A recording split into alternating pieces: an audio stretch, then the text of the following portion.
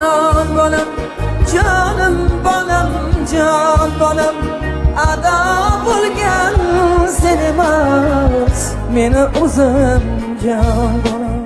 10-sinf boshqaruvidagi BMW avtomobili urib yuborishi oqibatida vafot etgan yo'l-patrul xizmati xodimi Hosilbek Eshnazarov o'zi tug'ilib o'sgan Qashqadaryo viloyati G'uzor tumanida so'nggi manzilga.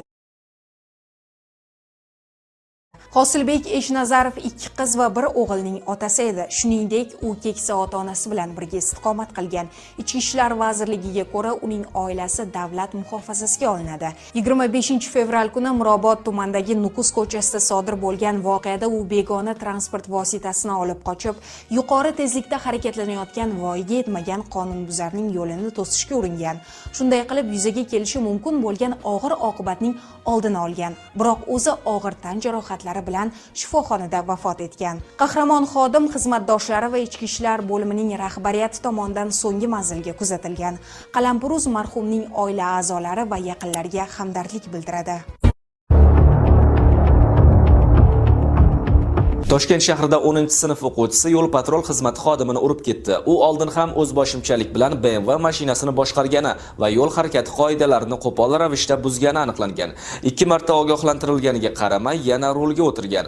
Ma'lum bo'lishicha, o'quvchining ota-onasi farzandining tartib buzarliklari sabab avval ham ma'muriy javobgarlikka tortilgan. Ular bilan profilaktik suhbatlar o'tkazilgan.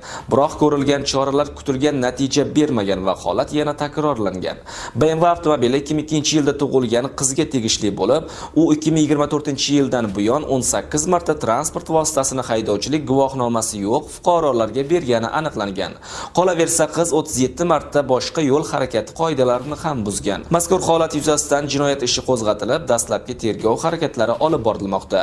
Bu videoni pravasiz farzandiga mashinasini berib qo'yadigan va o'zboshimchalik bilan avtomobil haydaydigan hamda oyog'i gazga yopishib qolgan tanishingizga jo'natib qo'ying.